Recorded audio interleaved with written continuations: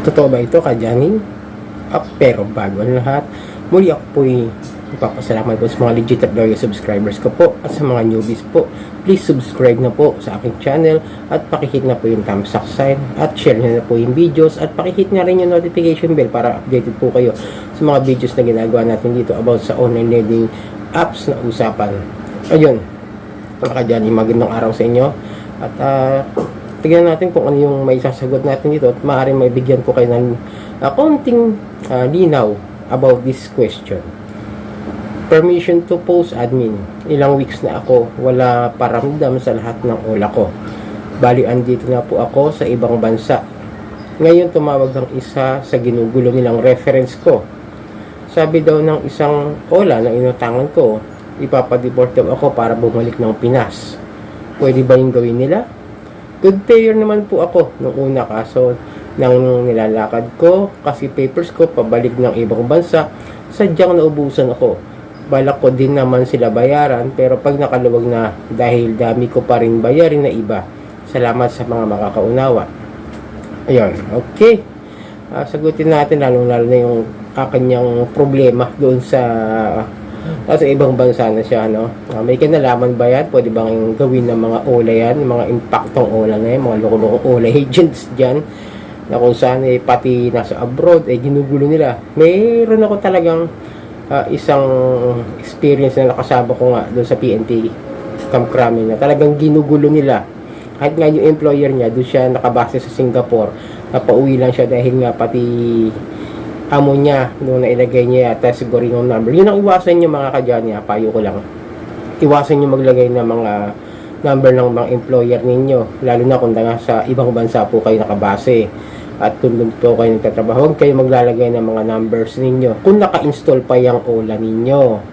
Okay po, tanggalin nyo na yung OLA nyo, uninstall nyo, clear cache nyo na po, clear data nyo na po, lahat ng mga informasyon na maaaring makuha, lalo na't nandyan pa yung mga apps ninyo, burahin nyo na yan, burahin nyo. Tapos siguro bilhin na kayo ng bagong phone para mas makapag-isip kayo ng mayas at makawala kayo dyan sa mga panggugulo ng mga ola. Nga lang, talagang guguluhin nila yung mga reference ninyo o kaya kahit yung mga nasa contacts po ninyo. Pakisabihan na lang po sila.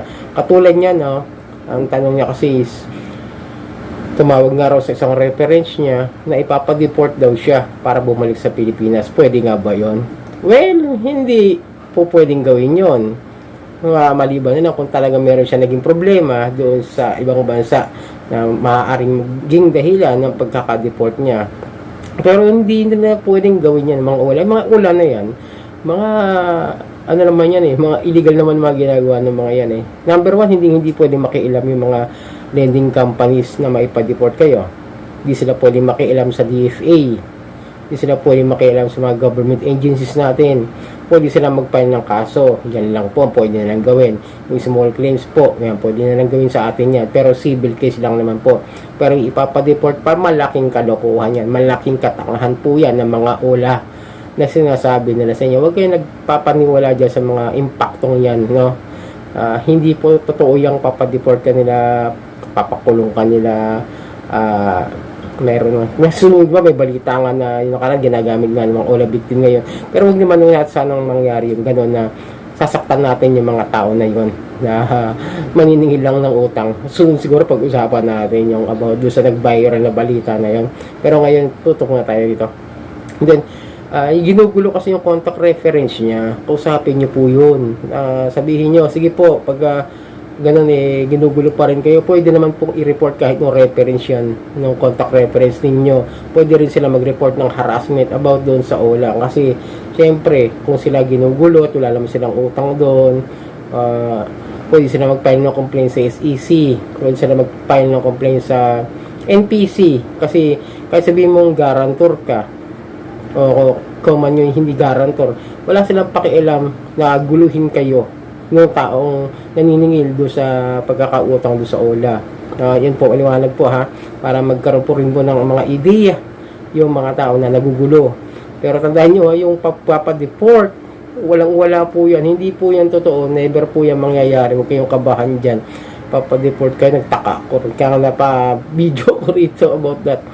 Hindi po pwedeng pakialaman ng mga lending companies yung mga pa-deport na yan, kasi nungalingan yan, no? Hindi kayo papaniwala. Okay, pa-stress dyan. Good payer naman po ako, kaso nung nilalakad ko, okay naman po yan, tama yun, good payer po kayo, mababayaran nyo naman sila, kaso nga nagkaroon kayo ng problema dahil sa, siyempre kailangan nyo ng financial financial na panggastos dahil nga sa paglalakad nyo ng inyong mga requirements para maanohan na kapag balik kayo sa ibang bansa.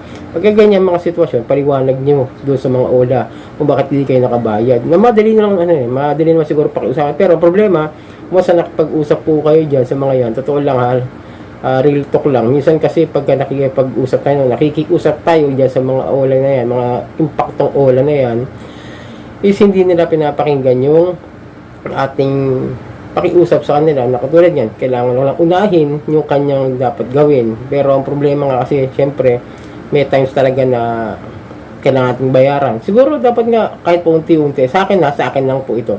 Siguro kung gusto nyo mabayaran, at sin talagang magawa ng paraan, gawa nila ng paraan. Ako kasi ganun din ang iniisip ko, no?